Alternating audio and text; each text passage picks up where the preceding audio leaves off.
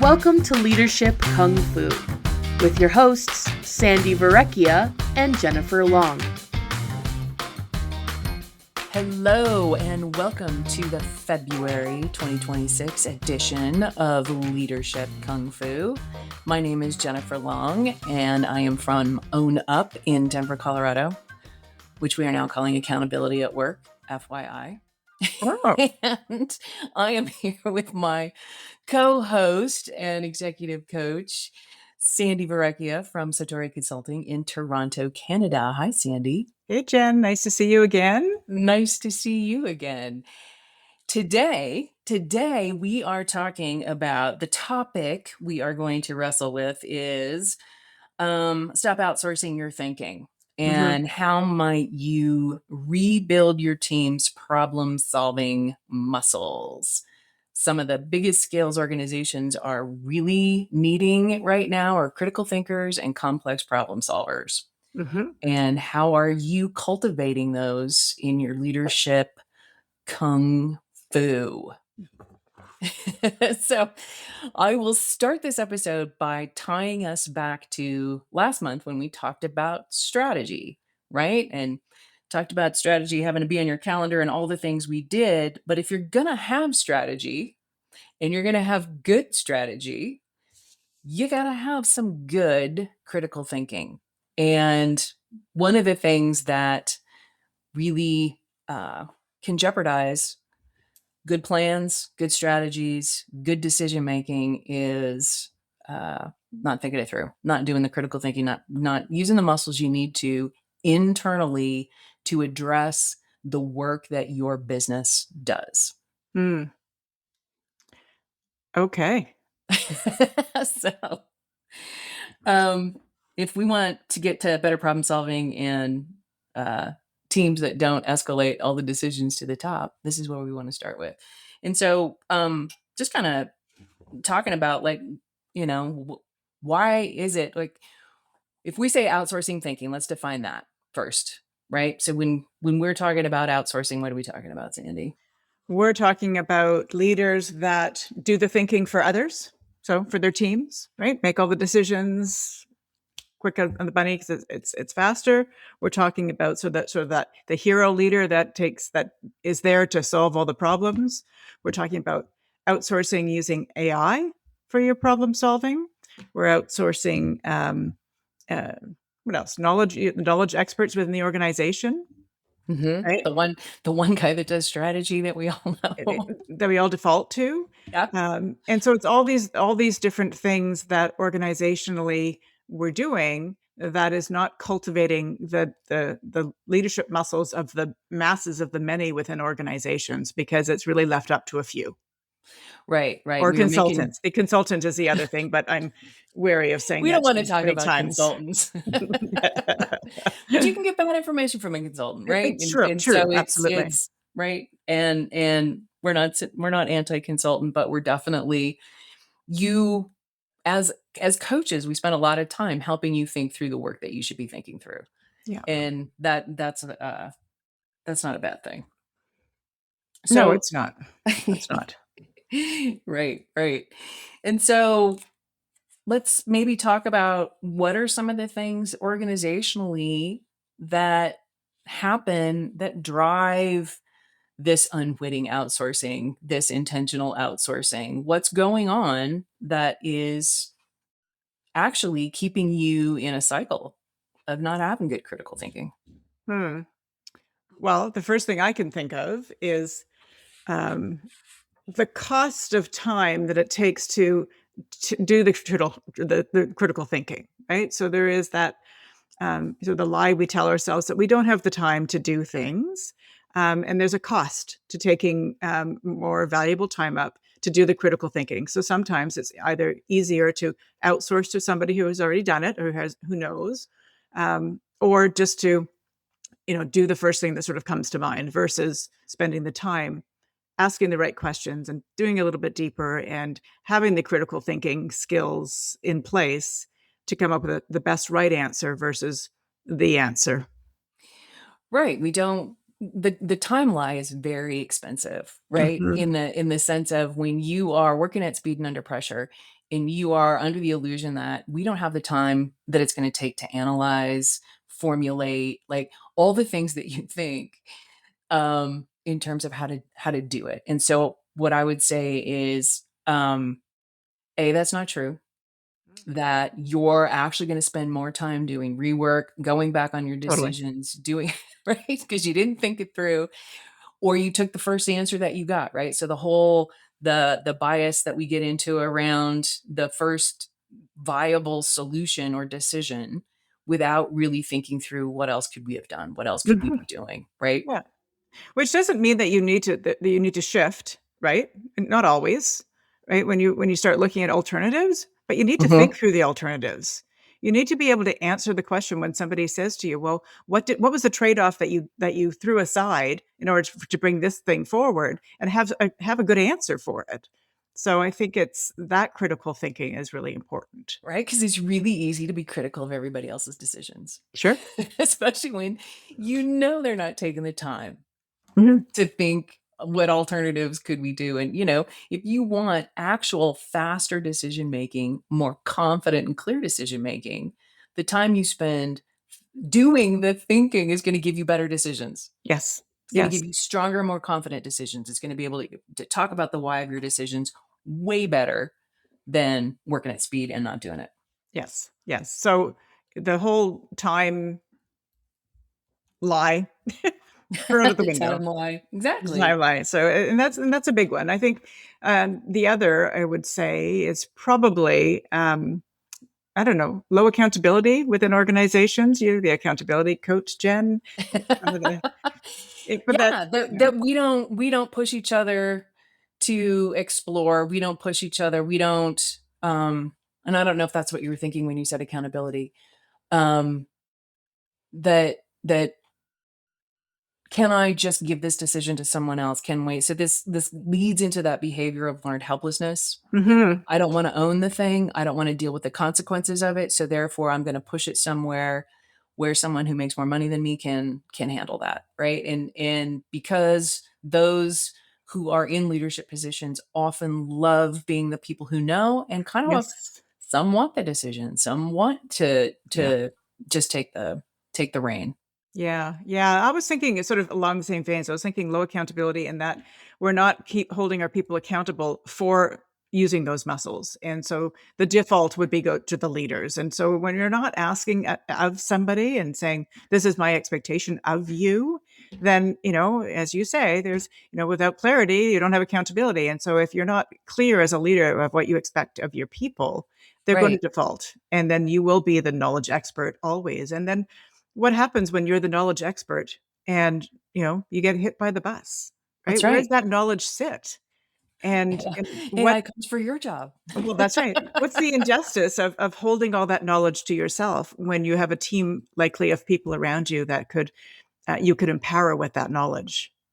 Right. And different experiences and different perspectives. And so you power that all together, and your ability to innovate and come up with different novel ideas and things of this nature becomes much more impactful. Yes, yes. And so going back to the way you frame the accountability thing is what are you asking of your team relative to doing the critical thinking? Do you even have what would be a minimum standard? When they go about coming to you with a solution or a decision on something, are you asking your people, I need you to think this through. I'm looking for you to think critically around this project. And what that means is, Yeah, what it looks like to me is, yeah, right? right? Have you bound the problem? Can you Mhm. state it concisely to me so that I understand what you understand in terms of what you're solving? Can you put issues into concrete terms? Can you tell me what you want to try or what you have tried, What right? have you tried? Good question. What have you tried? Yeah. Can you share with me 2 or 3 other options that you've considered? Mhm, What were your considerations, and how did you weight those considerations? mhm. It becomes a bit of a coaching conundrum on this one because it comes up a lot. I don't know if it comes up Uh-huh. with you, Jen, but it comes up a lot. Yeah. where as a leader, maybe newer leader, hopefully that you're newer to leadership when this happens, but Mhm. you don't want to disappoint somebody coming to you, and it's just so you want to give them the answers, and not thinking sort of wider in scope to say, if I ask them these beautiful questions that you've just delivered to us, Jen, if I ask them these questions, it's not like I'm not pushing them away. I'm not saying no. I'm not giving them the answer, but I'm Mhm. just you are. It's like a parent child. You're teaching the child to be a better thinker. You're giving them the tools that they already have inside of them, but you're allowing them to use them, and it is a beautiful, powerful thing. And so you need to. It's a fantastic thing unless you judge it and call it stupid, and then you Oh, create, right? yes. And so when we talk about how this gets disincentivized, right? Because the scenario is you've given your team a project, and what they come back with, you're disappointed. Mhm. You're disappointed. And why are you disappointed in what they've delivered to you?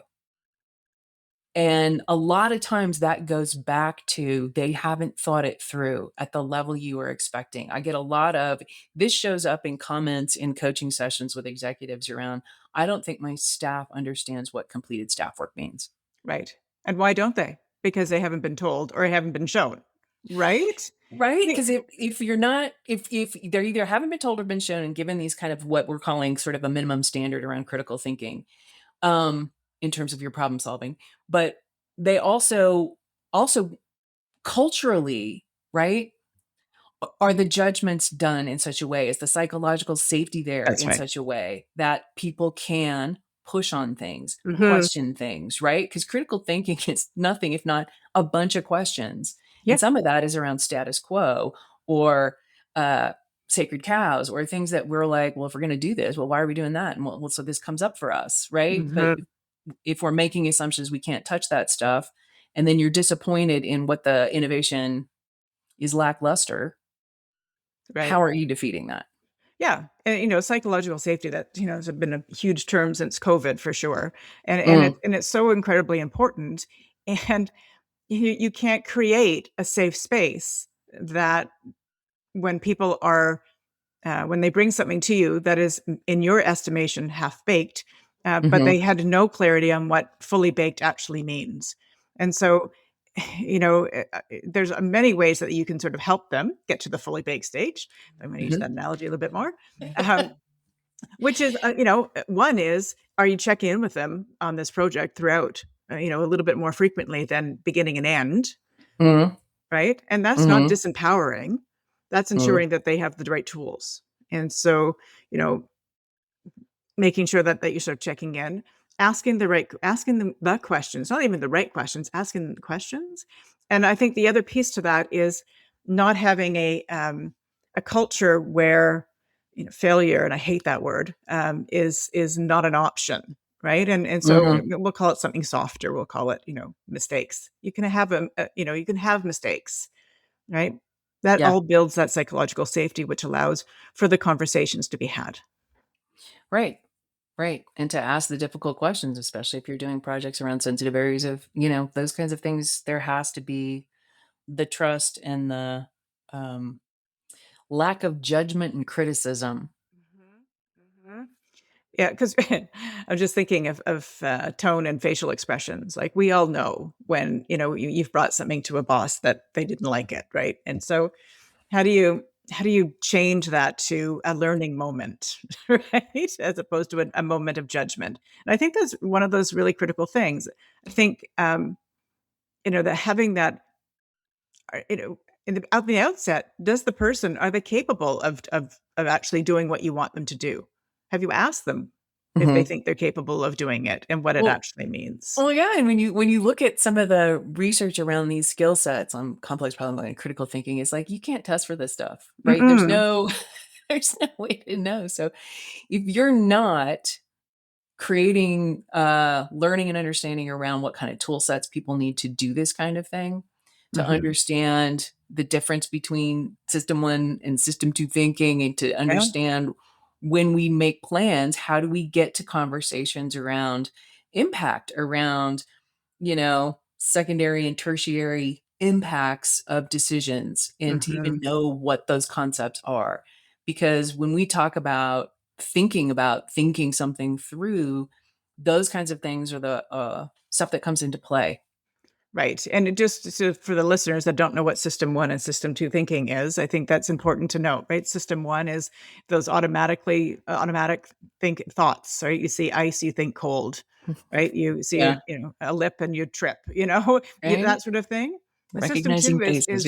Yeah. is having to think beyond the things that come naturally to you, right? It's Right. that deeper thinking, and that's what we're really talking about in sort of that, the problem solving muscles is that deeper thinking, which comes from really good questioning and exploring and having that space in order to do that. And you can feel it. You can Mm, feel your brain burn the energy when you do system two thinking, yeah. because your brain loves system one because it's easy. Yep. It burns less Totally. calories, and you're like, God, I got to sit down and really think this through. There's effort. It's effortful. Yeah. Yeah. Very much so. Very Yeah. much so. Yeah. So what else? We've got Well, so when we think about tools, right? What other Mhm. kind of tools help you get to the kind of thinking around the work that people need, right? So we talked about assumptions, Yeah. right? What kind of work do you do? Do you even consider the amount of assumptions that someone brings to you when they give you, here's our final work product, here's what we're going to do. And then you say, how many assumptions are you making relative to this? Mhm.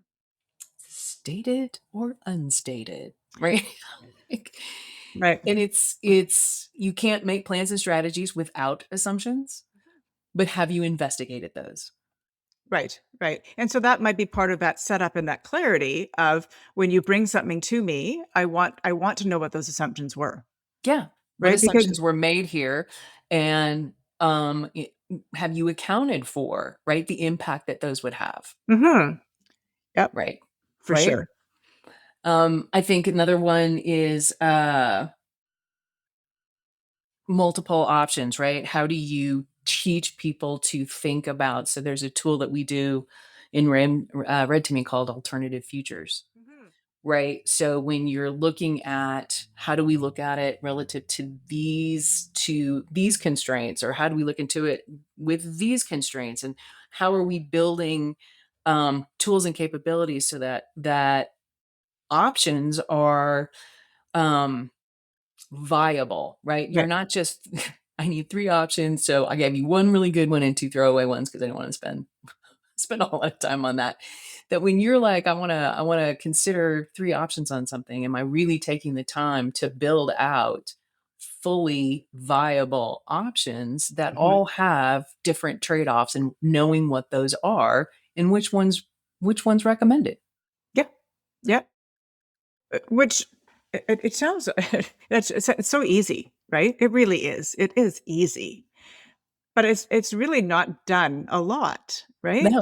It's an interesting conundrum, I find, because it's you think that the basic level should be that, but it's not. Mhm. And so as leaders, how are you setting the stage for these activities to happen?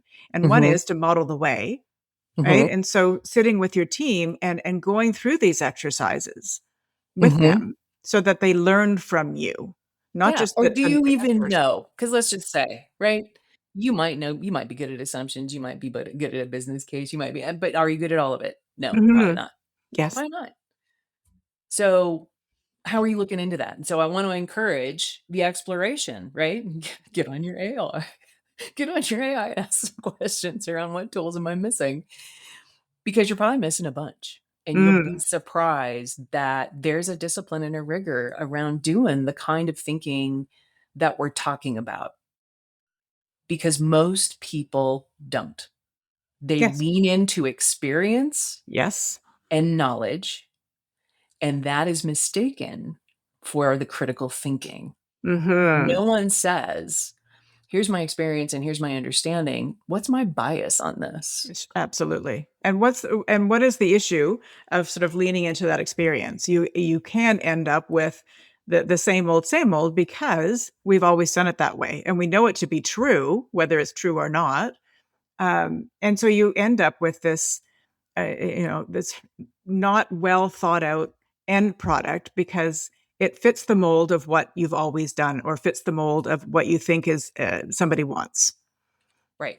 Right. So, Here's the answer I know you want. So let me just dress it up yeah, for you. yeah.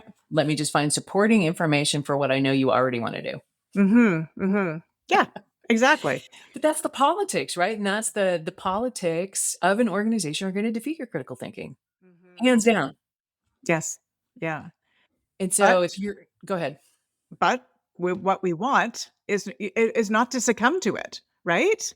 Because we Mhm. know that politics can get in the way. It's heated all around the world right now, and if we succumb to that, our thinking will go by the wayside. So I think one of the asks of us to our leaders that are listening today is to sort of you know, push back against the establishment, get back against the latent thinking that's happening in organizations, and sort of be a pioneer, be a leader in this critical thinking, because it's only going to make you better. So you're going to make your teams better, and it's going to make your organization better.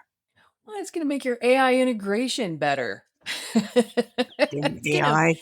it's going to make your strategy better. I mean, there's just Yeah. so much benefit, and the beauty of it is you don't do it by yourself. More Hmm. brains are better than one. And so it's not about sitting in your office and mulling it over and mulling it over. You got your own biases, you got your own blind spots, you got your own um filters, right? That when you do this with others, right? So part of this whole podcast is it's about the team and it's about the Hmm. incorporation of many minds, not just yours, not just Ted, because he's the strategy guy. Is how are you creating the convergence of these kinds of discussions on a regular basis? How are you integrating this into your project planning, into your strategy trust testing, into your just, product deliverables Yeah. of how are we making better decisions organizationally in how we perform on a regular basis? And where does this need to be built in for leaders to coach others and teams to work together in looking at it, talking about it, doing it? Yeah, yeah. I just want to touch on AI a little bit because we were talking before the podcast a little bit about AI, and I think it's important. This is a really good area to test your critical thinking skills, because when AI pushes something back at you, as critical thinkers, you need to be saying, "Is it true? What is it not telling me? And does it make logical sense? And would you have come up with the same, it's sort of like the reasonably prudent person rule. Would you have come up with a similar answer if you had thought about yourself? So be critical around AI because it doesn't know everything. Jen, you had an example today where it actually said to you, I don't think that's true. And you're like, I think it is. Let me provide you with a link that you haven't considered. Yeah. Yeah, but it's true, and I think there could be some latent thinking around that and allowing AI to do the thinking for you, and it is a tool, is an enabler, but don't rely on it completely. Exactly. And when we were having the conversation, and kind of part of what I really like about AI is it brings in a lot of stuff I wouldn't necessarily consider. Yep. Right? You're like all of a sudden it's like, oh God, there's a whole bunch of other stuff that I haven't thought about. And you're like, oh, you get excited about it. But the question is the other information that it's also brought to the table, is it relevant? Yes. Is it relevant to what you're trying to do? Is it really helping you found the problem? And so knowing uh the instinctive reflexes around when you read and you read critically, what you get, what are the questions that you ask back, and what does that discipline look like for you? Because that's going to be person project dependent, and just knowing that you've got people who have the reflex to do that versus let me just copy and paste this into. Because the other thing we talked about is when you outsource and you outsource your thinking and you make decisions based on this outsource thinking, um, you're still accountable. Yep. You're still accountable for the decisions you make. You're still accountable for the impacts it creates. Mhm. And that doesn't go away. No. And I think the blow is harder if you sort of relied on something that really wasn't yours, right? So when it comes down to Mm, accountability and you're like, well, AI helped me write it, and you're still accountable, and maybe it's, completely wrong. And the blow is even harder. So you got yeah. to own stuff. You got to own it, for sure. Well, you don't get a not to. And Yeah. that's the thing you don't realize. While it feels faster and better and deeper and greater than what Mhm. you could have come up on your own, if you don't do the legwork on it, you're gonna own a bunch of stuff you have no idea. Yeah. And you will suffer the impact of that regardless. Mhm. Yes, for sure. So it's a tool. It's an enabler. It helps. It's great. Um, but don't rely on it completely, I think was sort of the moral of that story. Right, right. So this gets down to leadership behavior, right? So when we Yeah. get into this, what are you going to do differently to engage yourself in better critical thinking? What kind of discipline do you need? Tools do you need? But what are you doing also to engage your team here? What are the behaviors Mhm. you need to shift to get to a stronger level of team engagement when it comes to this? Right. One of them, I think, is, pause, don't solve. Mm, Right? Really step out of your, hero, I'm the knowledge expert, hat that you're wearing, and don't solve their problem for them. Right? That's the first and foremost thing that you can do. Asking because if questions. you don't, you will never get answers that surprise you and No, inspire you. no, innovation dies, right? Right. And organizationally now more than ever, innovation and small I innovation, big I innovation needs to happen. So Yeah, I it's think no it's longer really your job in leadership to be the knower. It nope. is your job to be the learner and Yeah. to teach others how to do it too. Yes. Yeah. And so I think that's an important thing to think about. What else? Oh, I think for your teams to grow and to learn, there needs to be friction, right? So, you need to be, they need to feel that there's a bit of a rub there that you're expecting more, but being clear on what it is that you're expecting, right? And Right, not be judgy when if it comes back not exactly what you're expecting, because it can be a work in progress. I think that's an important thing. right, right. What are your minimum standards for the kind of thinking you want Yeah. to do? Right. Right? Be explicit, be descriptive, right? What does Uh-huh. that mean? Um, when people come with the question, right? In not answering, but finding the right question to ask back. And Yeah. a lot of that is just easy. Walk me through your thinking. Yeah. Walk me through what you've done so far. Tell me where you Hmm. are in this, right? To get a sense of what have they actually done? Have they brought this to me with zero thinking? Or have they Right. brought this to me with a lot of thinking and are looking for some kind of clarity? And so that also, in asking those questions, you learn exactly where your people are in their capability. Hmm. Right, which is really important. Yeah, for So sure. you can help target what kind of coaching you need to do, right? Yeah. Um, so yeah, minimum standards, questions, how are you reframing? Yes. Uh, How are you shifting from sort of thinker to a coach, right? mhm. You're not just the answer, but you're and it really is true coaching, right? True coaching is all about asking the questions and letting the people rise up to the occasion. And so in those moments, it's really, again, back to that, taking the time to really put your coaching hat on and empowering them to use their critical reasoning skills because we all have them. They're just not always used to the same degree. Well, a lot of them have been trained out. Mhm. A lot of them have been trained out. That's how schools are just set up is we teach Sure. the test and here just know how to do this. Yeah. But the other thing is learn how to manage your own discomfort. When Hmm. they bring you things because they're doing the work Yeah. that make you uncomfortable because then you don't know. Yes. Then you Yes. see things you didn't see before. You can see where you haven't or are not clear.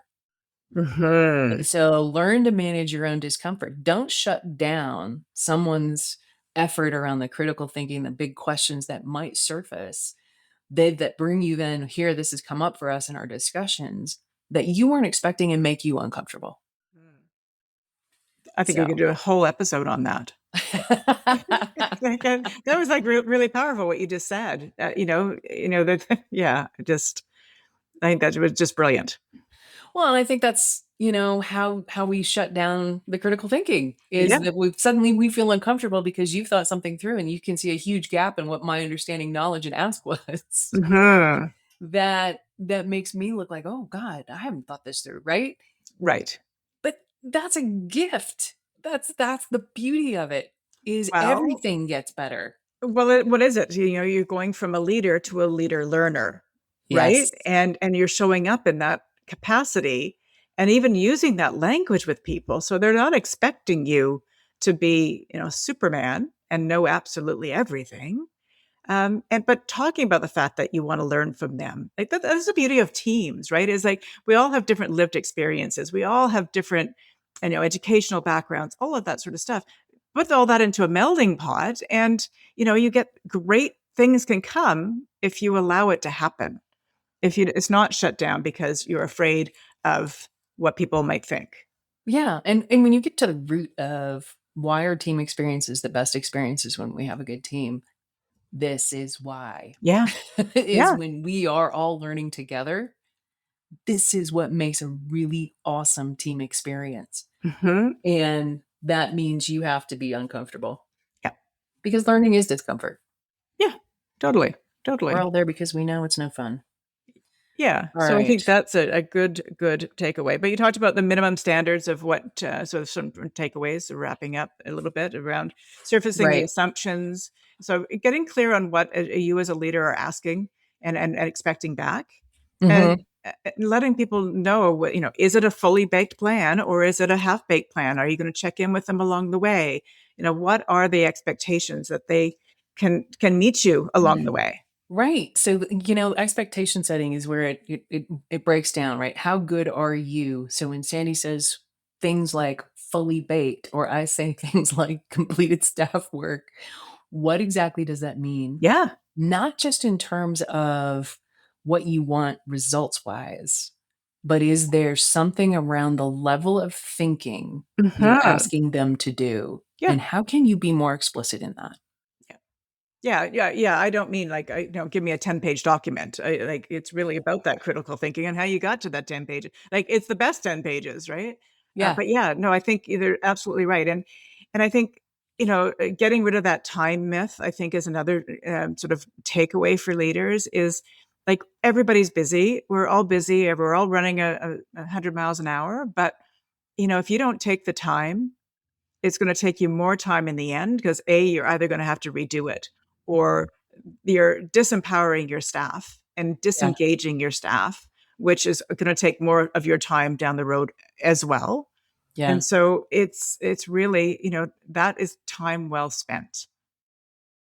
It always comes down to three things around that whole time myth, which is quality, cost, and schedule, Mhm. Yeah. right? Is that's what goes through our brains. And you can never have all three. If Mhm. you want it fast, it's not going to be good, Yep. right?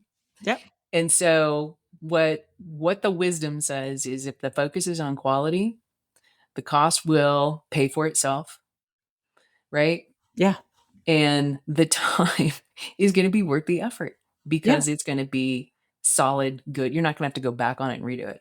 No, exactly. There's no Exactly. no rework, right? Yeah. Good. So that's important to say.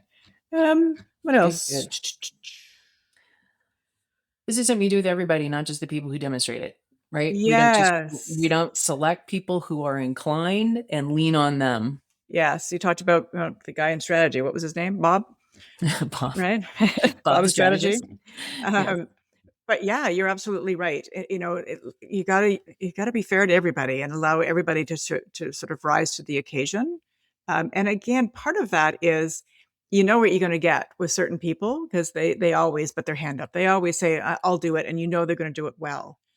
But again, to that whole empowerment side of things, people see what happens and they see where you go to get your work done, and they're sort of looking about what about me? Right. So And if the same people are always rewarded, you're going to reinforce this cycle of helplessness.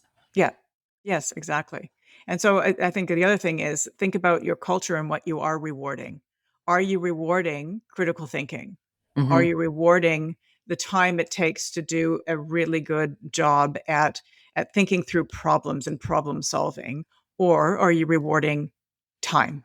Right. And this has direct impacts on burnout. when we take the time to think things through and we feel good and energized around the decisions we make, and we're doing it together, Yeah. we're not just looking at Bob and wondering why Bob can't pull his head off the keyboard because he's the guy who's got to answer all the hard questions. That's right. That's right. That's right. And, and Jen, you started out talking about the fact that last time we were talking about strategy and how strategy can't just be a PowerPoint or a document sitting in a desk. This is a really great topic to say, take that strategy document, dust it off, take it to your line managers and your department heads and say, do some critical thinking about what this means to you and how you're going to further our strategy, as opposed to waiting for somebody to tell you what to do. Yeah. Or give you a goal and call it strategy. Yeah, for sure. For sure. Yeah. So I think that's an important aspect of that whole strategy piece. Well, and part of the strategy too, or the strategy about critical thinking, is when you're in these groups, right? When we work as a team, everybody kind of assumes roles in a team, right? Yeah. I'm the note taker, I'm the antagonist, I'm the kind of I'm the one who will ask the brave questions, like whatever that might be, right? If you've got a devil's advocate in there already, if you've got somebody in there who's checking assumptions, right? If you have them, great. Or if you don't, get intentional. Get All 6 right, we're hat gonna have thinking, right? the six Use a hats, right? We model can talk like, about Edward de Bono, right? And the six yeah. hats. And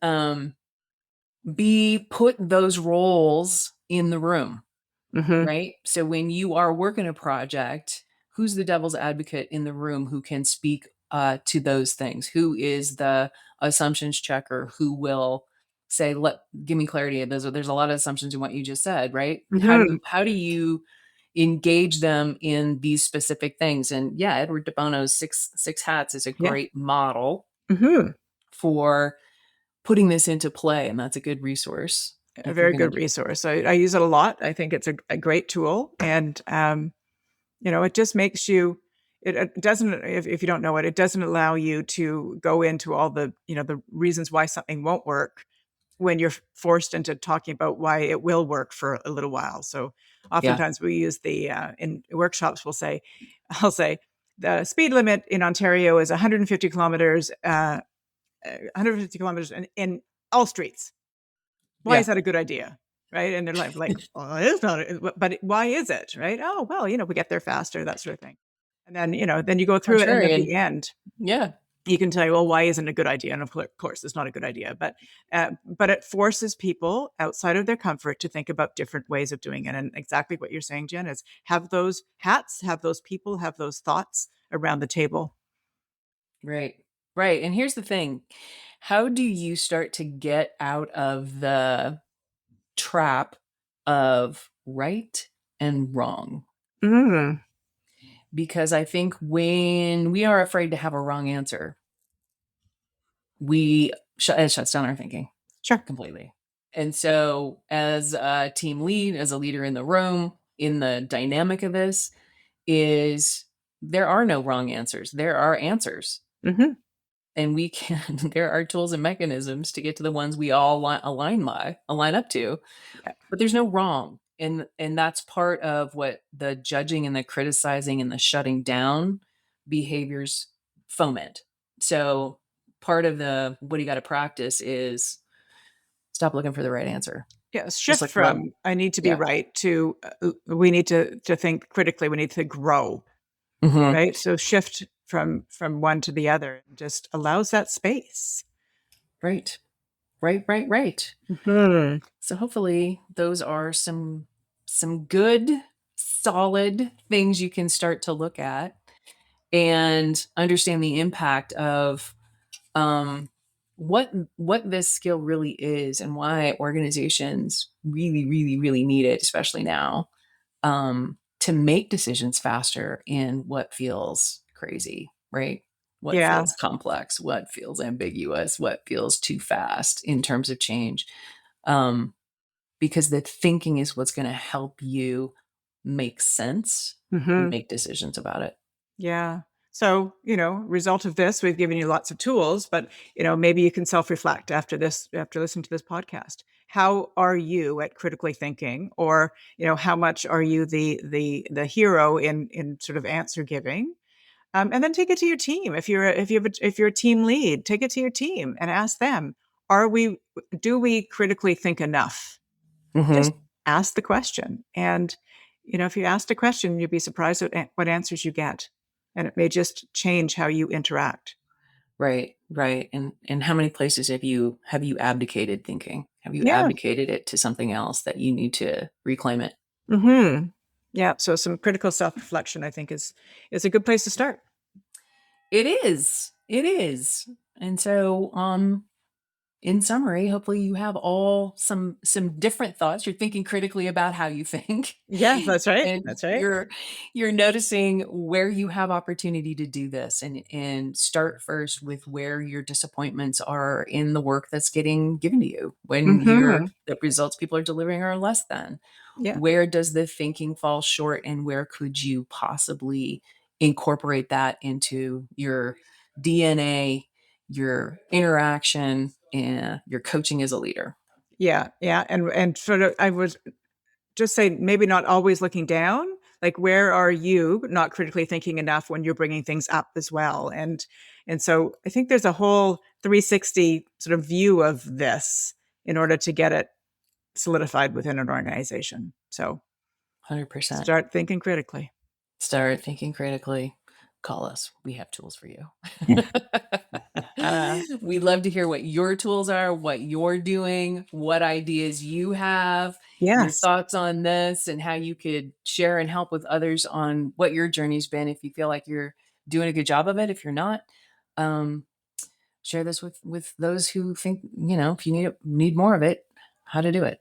Yeah, for sure. And so, yeah, share this podcast with your friends. And if there's something you want to hear about us talk about it, put it in there. Bring us your ideas. Otherwise, we will see you next month, and it'll be a surprise what we're talking about. Excellent. All right. Thanks, Jen. All right, Sandy. Enjoy Toronto. Will do. Bye. Bye. Thank you so much for listening. You can check out Sandy's website at satoriconsultinginc.ca.